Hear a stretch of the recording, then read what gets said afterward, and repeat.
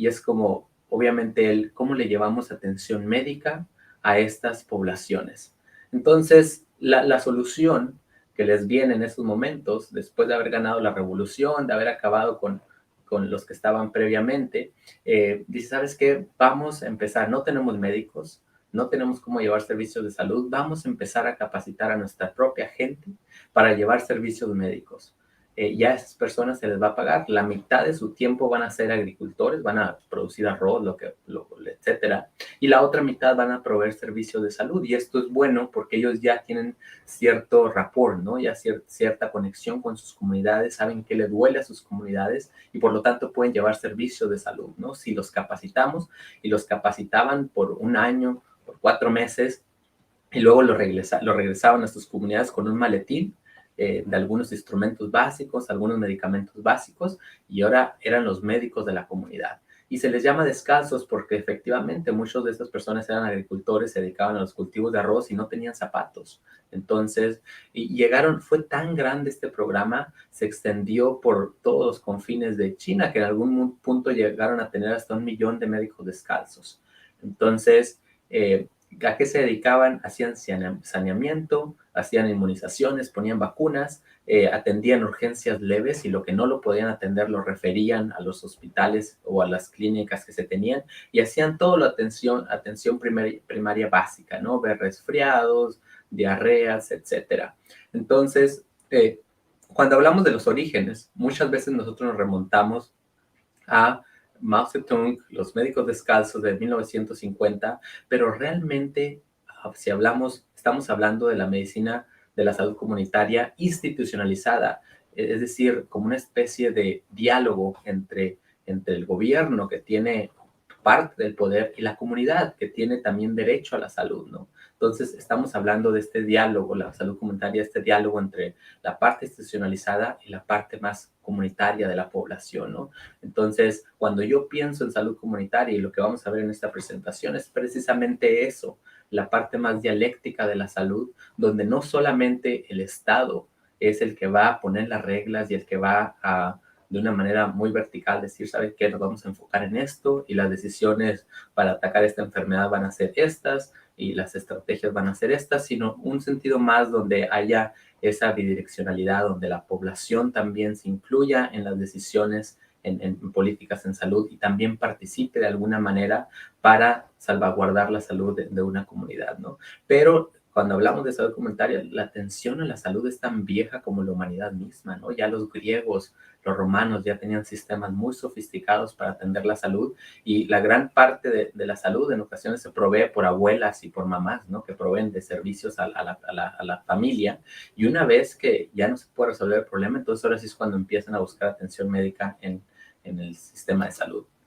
Ahora, de aquí nos brincamos al modelo de atención primaria de Cuba. Imagínense, estamos en el 1 de enero, aquí está la Plaza de la Revolución, está Fidel Castro dando el primer discurso y estamos en 1959 y básicamente aquí empieza una nueva nación, empieza una nación basada en derechos, empieza una nación que acaba de derrocar una dictadura y la directriz es la salud, que es algo muy importante y es fundamental para los humanos, no se puede dejar en el mercado, no se puede dejar que el mercado decida qué va a pasar con la salud de la población, como lo que ha pasado ahorita, ¿no? Con las vacunas de COVID. Entonces, y también tiene un segundo lema que viene el primero, es no solo con armas se hace la revolución. Y si ustedes se fijan, Cuba ha estado desde los 50, ha estado tratando de traer una agenda de salud, pero también una agenda política cuando llevan médicos a otros países, ¿no? Las llamadas misiones. Y es porque la salud es algo esencialmente político, como es básicamente decidir quién muere y quién vive, ¿no? Entonces, y bueno, obviamente muchos de los médicos se fueron de Cuba en el transcurso de la Revolución Cubana, entonces Cuba se vuelve a encontrar con lo mismo que se encuentra Mao Zedong en los 40 en China, se encuentra con lo mismo, poblaciones rurales, no médicos, y es cómo vamos a hacerle para llevar atención de salud a la población que más lo necesita. Pues bueno, vamos a incluir a la población en este periodo que le llamaron la reconstrucción del país. Vamos a incluir a la población y se empiezan a hacer comisiones de salud del pueblo. Comisiones de salud del pueblo que incluían los comités de defensa de la revolución que estos eran comités comunitarios que se reunían de manera regular y que de alguna manera eran para tomar decisiones en la colonia, eran para encontrar disidentes de la revolución y de en ocasiones eran muy punitivos, ¿no? Los ponían en la cárcel o les limitaban las raciones de alimentos, etcétera, ¿no? Pero también había la Federación de Mujeres Cubanas que estaban incluidos en estas comisiones de salud, representantes de los sindicatos de trabajadores y había un representante del Partido Comunista. Entonces, este grupito de comisiones de salud del pueblo, de alguna manera, fueron los encargados de empezar con esa parte de la participación comunitaria en salud primaria en Cuba. Ya después, este modelo va evolucionando y cada vez más se van dando cuenta que al final el gobierno cubano realmente quería no mucha opinión ni mucha inclusión de la comunidad o participación comunitaria, sino realmente se empezó a perfilar más como un modelo vertical, biologista, asistencialista, y de ahí sale en 1964, ya salen con su modelo de atención primaria en salud. Entonces, esta es la primera vez que yo encontré en Latinoamérica donde ya se empieza a hablar de una manera institucionalizada de, ¿saben qué? Vamos a tener un sistema de atención primaria donde se empieza ya a hablar de prevención, de promoción, de la atención curativa y de la parte de rehabilitación, que eso ya estaba incluido en el modelo de atención primaria de Cuba, y se empiezan a desarrollar los policlínicos, que es el sistema fundamental del sistema cubano, ¿no? Estas unidades de salud, estos hospitalitos que ya tienen las 4 especialidades básicas, pediatría, gine y obstre, también tienen medicina interna y cirugía para procedimientos muy básicos. Ahora, también en Cuba se empieza a hacer algo muy interesante, que es la sectorización o las bases geográficas para la provisión de servicios. Se empiezan a hacer sectores, que estos son comunidades donde se cubrían alrededor de 3,000 personas, y en estos sectores tenían a los sectoristas, que en ocasiones era una persona como un auxiliar de salud que proveía servicios muy básicos de salud, ¿no? Lo mismo que más o menos lo que hacían los médicos descalzos en China. Y luego tenían un área que aquí ya tenían un médico y este médico ya le proveía servicios, ya era un equipo de salud donde había un médico y una enfermera a la mejor que le proveía servicios de salud a unas 30,000 personas. Y luego de ahí había a nivel regional ya estaban los llamados policlínicos y ya a nivel regional ya había las 4 especialidades y ya se proveía servicios a 250,000 personas aproximadamente en promedio. Y luego ya estaban los hospitales provinciales donde ya se les proveía servicios a más de 500,000 personas y ya había como unidades de alto nivel para proveer incluso su atención a problemas que requerían subespecialidades. Entonces ustedes pueden ver aquí, también tenían estomatología, que es dentología, ¿no? Entonces ustedes pueden ver aquí que ya había los médicos, los puestos rurales médicos, que son los sectores, que estos eran los que administraban los sectoristas o los auxiliares de salud, y luego esto iba subiendo ya en el hospital regional. Ya tenían también las 4 especialidades básicas más otras especialidades y ya cada vez conforme uno iba subiendo a nivel terciario, que es el nivel de instituto, ya había servicios de alto nivel, subespecialidades, donde ya la persona podía recibir atención para problemas complejos como cánceres complicados, etcétera, ¿no? Entonces, este es el primer modelo y este se describe en un libro muy interesante que se llama Health by the People, que fue el precursor, y ahorita voy a hablar más adelante, pero fue el precursor de la conferencia de Almagro. Entonces, este es uno de los ejemplos clave de atención primaria en salud en todas las Américas, ¿no? Luego de aquí brincamos de Cuba a Venezuela y el presidente Rómulo Betancourt acaba de tomar posesión como presidente en 1959. Este es el padre de la democracia en Venezuela. Tiene un periodo en los 40 como presidente, luego es desterrado, luego viene una dictadura como de 10 años y luego vuelve otra vez a tomar control, se vuelve otra vez en el presidente y empieza a crear algunos instrumentos democráticos y empiezan a trabajar mucho en salud, les interesa mucho la parte de salud, ¿no? Y lo mismo, cómo proveer servicios a esas poblaciones olvidadas, marginadas, que han estado en el desolvido por toda la parte de la dictadura, ¿no? Hay un médico muy interesante que se llama el doctor Baldó, que él es especialista en tuberculosis, que lo mandan a la Unión Soviética. Recuerden, en estos años, y por lo que yo estoy hablando de Cuba y de Venezuela, no es únicamente por bueno, a lo mejor ustedes están diciendo, no, pues es que Héctor viene con la agenda de la izquierda, ¿no? Es que realmente cuando hablamos de atención comunitaria y de los grandes documentos que se estaban publicando en estos tiempos, tenía una influencia de la Unión Soviética muy importante y de la parte más socialista, comunista de la salud, ¿no? En vez de todavía esta parte mercantilizada de la salud, todavía no estaba bien formada. Entonces, esta era la influencia más grande. Entonces, él se va a visitar la Unión Soviética para conocer las diferentes modalidades de la medicina rural. La Unión Soviética era un territorio muy grande, también con muy poca habilidad para que un gobierno centralizado alcanzara la periferia y proveera servicios de salud a la parte más rural, ¿no? Entonces, de ahí se regresa el doctor Baldó con ese concepto del auxiliar de salud.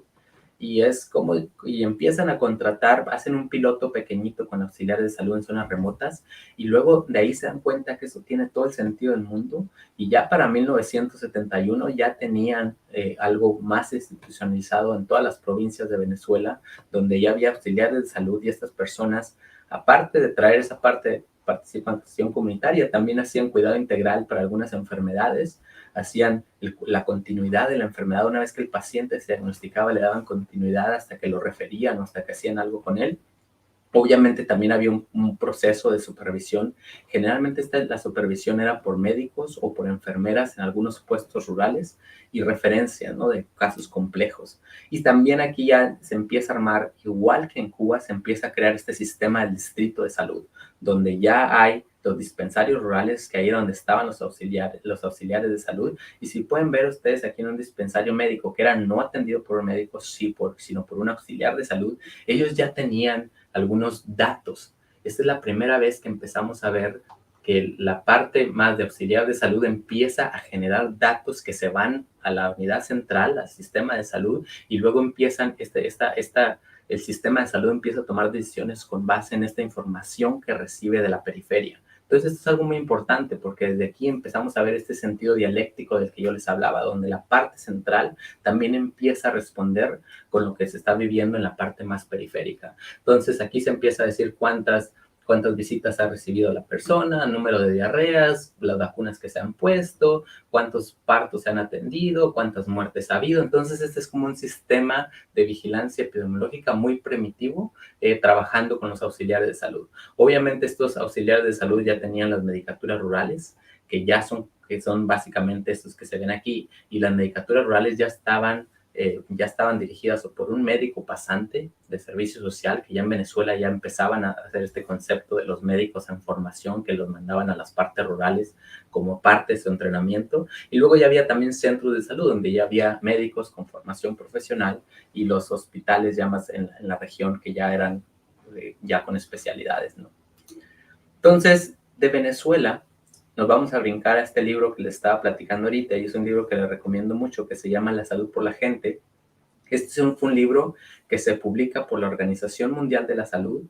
Kennel es el autor de este libro, y ellos empiezan a destacar. Ellos lo que hacen es, ok, estamos hablando de atención primaria y salud comunitaria. ¿Qué ejemplos podemos buscar de todo el mundo? ¿Qué ejemplos podemos buscar para ponerlos en este libro? Y este libro se va a usar después como base para la conferencia de Alma-Ata. Entonces, ellos obviamente su libro lo empiezan con el sistema de salud de China y con los médicos descalzos. Luego describen un proyecto de desarrollo y salud integral rural muy interesante que está en Jamshedpur, en India, que a mí me tocó visitar este proyecto durante mi doctorado. Y básicamente este proyecto ahorita está en ruinas, básicamente. Los médicos que lo empezaron a traer bancos también, tenían cooperativas, tenían provisión de servicios, tenían trabajadores comunitarios. Era un programa muy integral, con un hospital grandotote, ¿no? Ahorita ya desapareció después de que los fundadores fallecieron. Medicina Simplificada de Venezuela, el Sistema Nacional de Cuba. De las Américas solamente trajeron 3 innovaciones en atención primaria: Medicina Simplificada de Venezuela, el Sistema Nacional Cubano, y luego trajeron un proyecto que la verdad es que yo no entiendo cómo este proyecto llegó a este libro, un proyecto de desarrollo en Chimaltenango, Guatemala, que este es un médico de Ohio que se va a Guatemala en un distrito y empieza a proveer servicios de salud, pero es algo muy pequeñito, es algo que no tuvo trascendencia. Ahorita el proyecto ya no existe, pero bueno, este era de los libros, de lo que estaba en este libro, de lo que llegó en este libro. Y lamentablemente la gran mayoría de estos programas o se han ido decayendo con el tiempo o han ido desapareciendo, pero en este momento, cuando se publicó este libro, estos programas eran como eran los pioneros y tenían mucho impacto, ¿no? A nivel poblacional. Luego llegamos a la conferencia de Alma-Ata. Imagínense, 3,000 delegados de todo el mundo, 134 gobiernos presentes, más de 67 ONGs internacionales en esta conferencia. Es de las conferencias más trascendentales en salud en toda la historia de la humanidad. Y el lema de la conferencia era: vamos a lograr salud para todos en el año 2000. Y había ideas muy importantes, clave en estas conferencias. Había la idea de la tecnología apropiada, porque había esta idea también de que la gente pensaba, o mucha gente creía, que la tecnología era lo que nos iba a resolver todos los problemas, ¿no? Y ahorita nos estamos dando cuenta que esto es una falacia, pero bueno, ya desde estos años ya estaban de, híjole, ¿saben qué? La tecnología yo no sé si nos va a resolver todos los problemas. Vamos mejor a pensar en lo que cada país, cada comunidad puede asegurarse, y eso va a ser la tecnología apropiada para ese país. Desaprobación de la especialización excesiva. Ya se empezaban a hacer las especializaciones, y era básicamente agarrar el cuerpo, dividirlo en partes, y luego tú te enfocas en esa parte, tú te enfocas en esa parte, pero luego esa visión integral de ser humano como que se estaba perdiendo. Entonces, ¿saben qué? Esto no está bien. Vamos a pensar, vamos a volver a la esencia de qué es el humano y cuáles son las funciones básicas y cómo lo mantenemos saludable, ¿no? Y luego se empieza a hablar también de salud y desarrollo económico como caras de la misma moneda. Esta es la primera vez donde se empieza a hablar de desarrollo económico, y era porque estas eran las ideas que estaban compitiendo. Recuerden, estamos en el 78.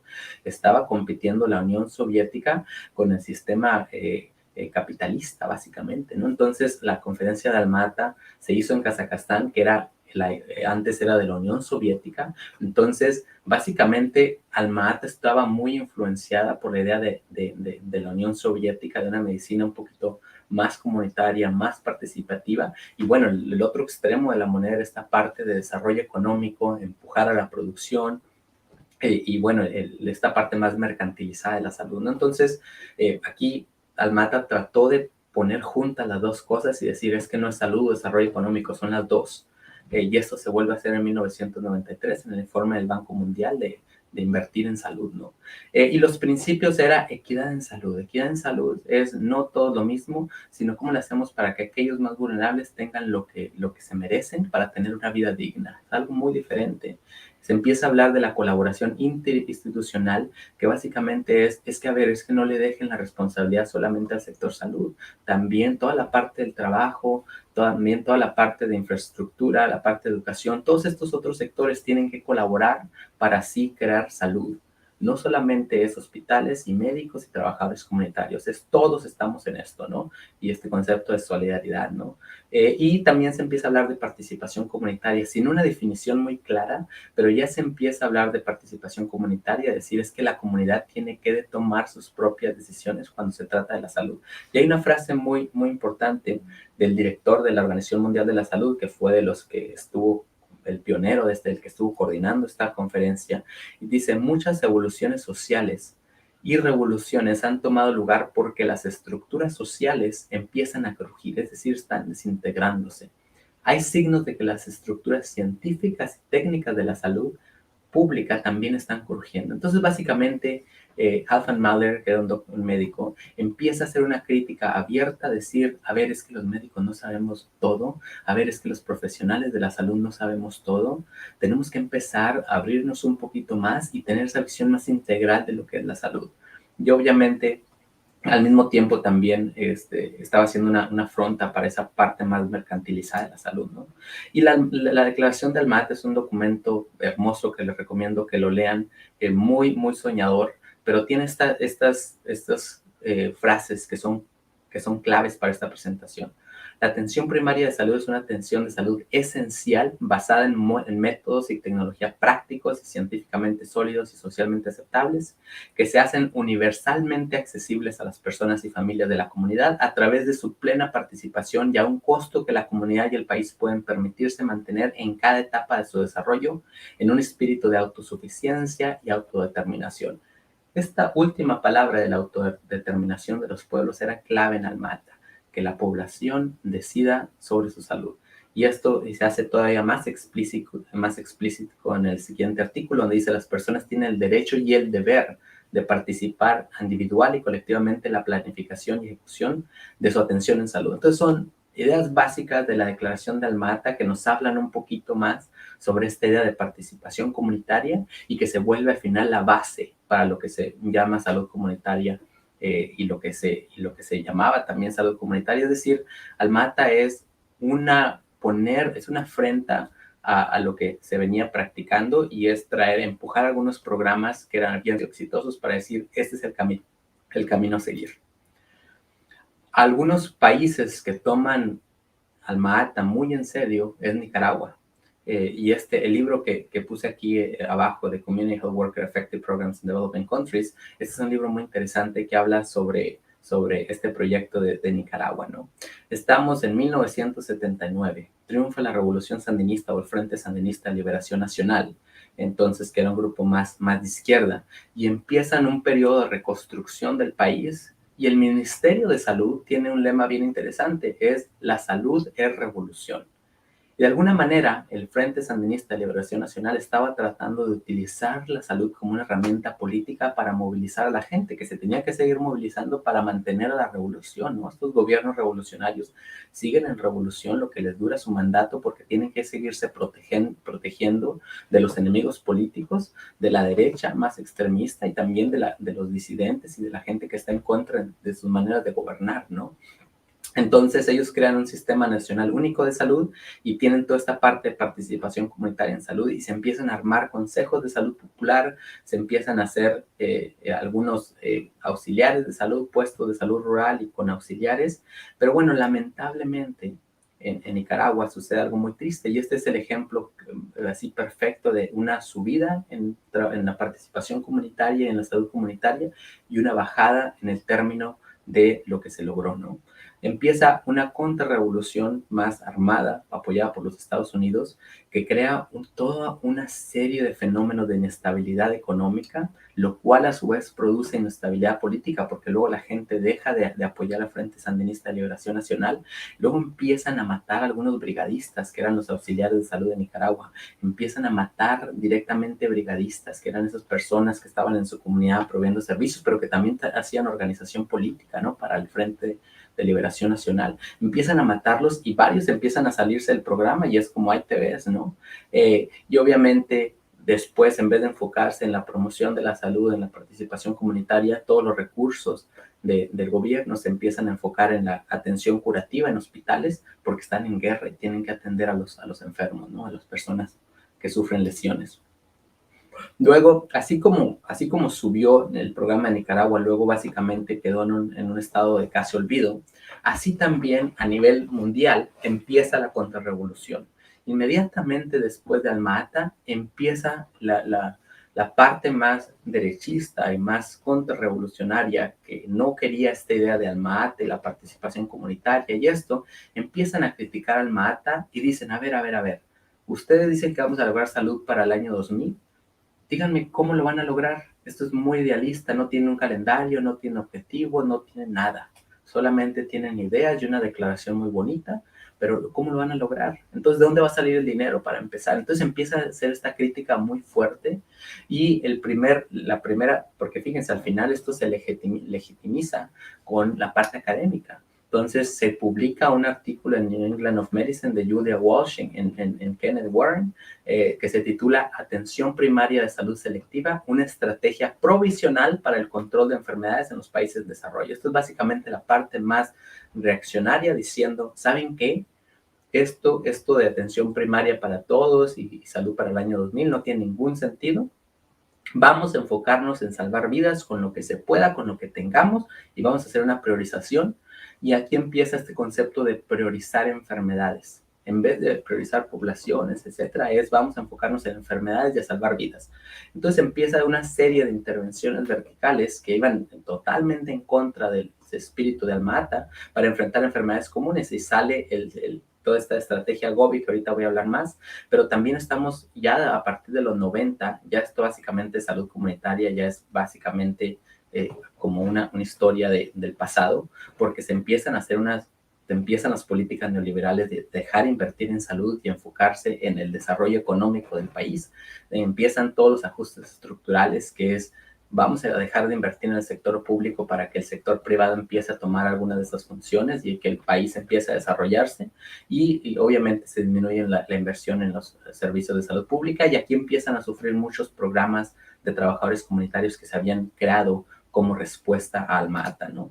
Y esta estrategia de Gobi, triple F o FFF, es básicamente la primera, y era porque cada una de estas es un acrónimo, ¿no? El primero era enfocarse en peso y talla. Vamos a enfocarnos primero en pesar y medir a los niños, y eso es algo que se sigue haciendo en nuestras clínicas, ¿no? Pesar y medir.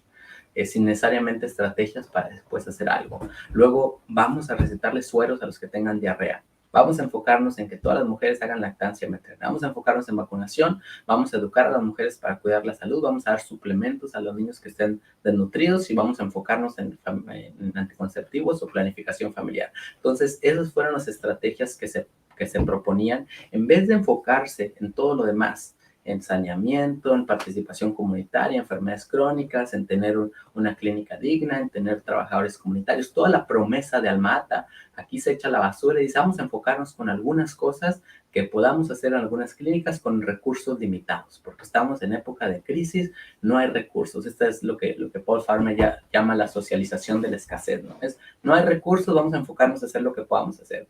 Y esto lamentablemente se sigue. Ustedes se van a dar cuenta que en nuestra Secretaría de Salud, por ejemplo, existen programas específicos para cada una de estas cosas, ¿no? Y ese es el resultado de una atención selectiva. Y aquí obviamente hay críticas muy fuertes. David Werner publicó todo un libro sobre esto, donde dice, donde hay niños que están cayendo a la diarrea, al sarampión, a la desnutrición, y luego aquí hay un niño que ya está bien. Entonces dice, ¿cómo llevar a estos niños de aquí a acá? Entonces, aquí básicamente te enfocas en cuidar, en callar a esos para que no se vayan a la desnutrición o que no les dé diarrea. Y hay una mujer muy sabia diciendo, ¿por qué no mejor les hacemos un puente, ¿no? Que es el puente de la atención primaria en salud. De aquí ya viajamos a la parte más moderna de la atención comunitaria en las Américas y en el mundo también, porque al final sigue la misma tendencia. Ya estamos en la Carta de Ottawa de Promoción de la Salud. Aquí ya se empieza a hablar de este concepto de la promoción de la salud. Ya no estamos hablando de atención primaria, ya no estamos hablando de participación comunitaria, estamos hablando de promoción de la salud. Y es muy interesante cómo se define en la Carta de Ottawa, ¿no? Esta es otra vez una reunión mundial en Canadá, donde se habla de la promoción de la salud en proporcionar a los pueblos los medios necesarios para mejorar su salud y ejercer un mayor control sobre su misma. Básicamente aquí estamos hablando, a ver, es que las personas tienen que cuidar de su salud, es que las personas tienen que hacer su luchita para mejorar su salud, ¿no? Y aquí nace este paradigma entre esta lucha entre la educación en salud contra el derecho a la salud. Es decir, ¿es el gobierno responsable de proveer servicios de salud y de salvaguardar la salud de una población? ¿O es solamente el sector salud que es el encargado de educar a la población y luego una vez que se enferma, ahora sí ya les provee servicios? Entonces, la Carta de Ottawa definitivamente es una versión muy diluida de lo que fue la Declaración de Alma-Ata, ¿no? Y es como vamos a enfocarnos en la acción comunitaria y vamos a dotar, medir y promover. Esto es lo que hace el sector salud. Pero bueno, la gente tiene que desarrollar sus propias aptitudes personales para cuidar de su salud y vamos a reorientar los servicios de salud para que sirvan mejor a la población y que haya una política pública sana. Realmente esto al final son buenas ideas, pero que es una versión muy diluida de nuevo de lo que fue Alma-Ata, donde el Estado tenía una función fundamental para salvaguardar la salud de la población, invertía recursos, trataba de establecer ese diálogo entre la población y el sector salud. Aquí es cómo le hace el sector salud para influenciar a la población para que cuide su salud, ¿no? Entonces, de aquí ya viajamos a los programas más contemporáneos de la salud comunitaria en las Américas, y el programa clásico es el ejemplo, es el equipo de salud de la familia de Brasil. Aquí yo tuve la fortuna de visitarlos en el 2016-2017 y me encontré con un modelo muy interesante de salud comunitaria contemporánea, donde hacen atención primaria de salud, tienen un equipo de salud integral que está compuesto por un médico familiar, por un enfermero, por una enfermera, tienen 6 trabajadores comunitarios que le llaman agentes comunitarios de salud, tienen trabajador social, una persona de nutrición, una persona de odonto, es un equipo, ¿no? Y ese equipo se está encargado, por ejemplo, supongamos que este es el equipo que yo estoy marcando, entonces ese equipo está encargado de supervisar esta población que está en la parte de esa localización geográfica, ¿no? De hacer rendición de cuentas con base en geografía. Entonces ellos están a cargo de esta población. Entonces hay otro equipo aquí que está a cargo de esta población y al final todos se articulan y refieren a un mismo hospital cuando hay cosas que no pueden tratar, ¿no? Entonces el agente comunitario toma el rol de enfocarse más en la parte de determinantes sociales. Si la persona no tiene recursos para comer, entonces se aseguran de que esa persona se incluya a un sistema, a un programa del gobierno que se llama Bolsa Familia, donde les hacen transferencias de efectivo, ¿no?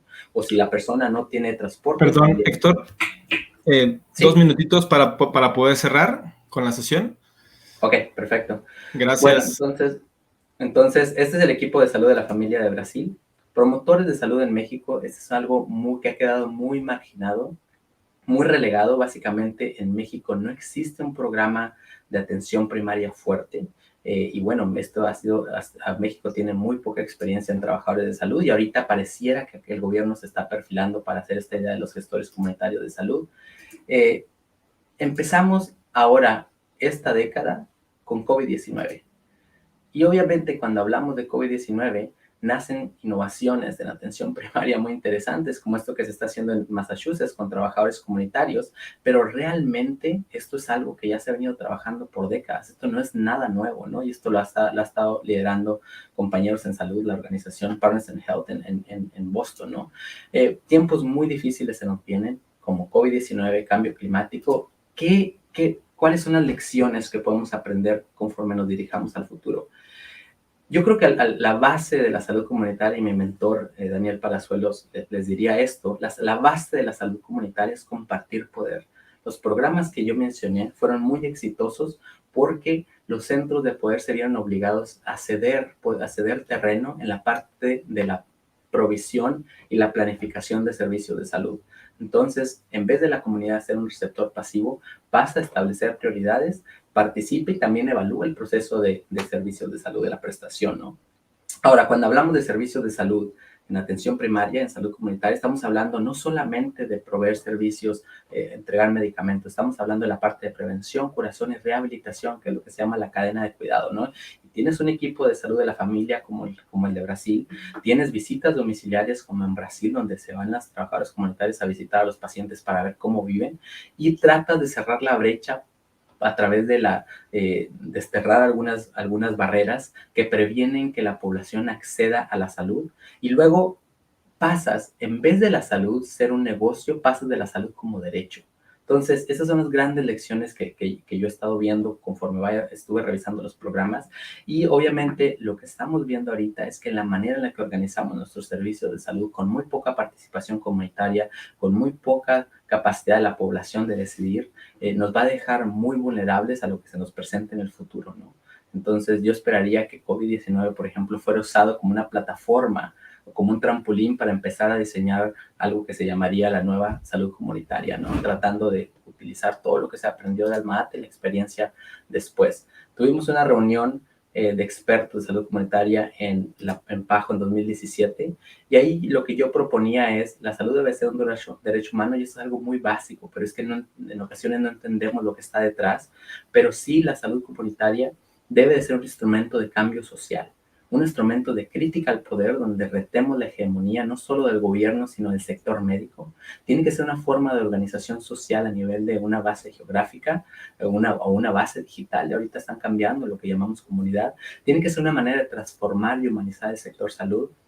Y debemos empezar a hacer más trabajo en lo que se llama la salud colectiva, ¿no? Que esté más orientado a la salud más que a las enfermedades. No podemos tener trabajadores comunitarios verticales por enfermedad. Y obviamente los trabajadores de salud tienen que ser profesionalizados, tienen que recibir salarios dignos y tiene que haber algunas vías para su desarrollo profesional. Algunas preguntas muy básicas, si me permiten. ¿Cuál es el concepto de comunidad en la era digital? Y esta ya es el futuro de la salud comunitaria. Alguna reflexión que a mí me gustaría dejarles es estas preguntas. En un contexto urbano, ¿quiénes están generalmente preparados e interesados para la participación social en salud? Generalmente son las empresas. Entonces, es algo muy importante ver cómo se balancean estos poderes, ¿no? En un país con un excelente programa de trabajadores como Brasil, le ha ido muy mal con COVID. ¿Qué rol debiera tener el Estado coordinando y dirigiendo los programas de salud comunitaria en el mundo? ¿Cómo desarrollar programas de salud comunitaria cuando la lógica imperante es la salud como negocio? Entonces, estas son algunas interrogantes. ¿Cuál es el rol de cada uno de nosotros para reimaginar paradigmas y poner al centro la salud colectiva? Estas son reflexiones que me gustaría dejar con ustedes porque yo creo que son preguntas a las que no tenemos muchas respuestas y creo que cada uno de ustedes pudiera empezar a abonar en la discusión porque hay mucho que se tiene que hablar y hay mucho que poner hay mucho que trabajar para poner al frente la salud comunitaria en este siglo, ¿no?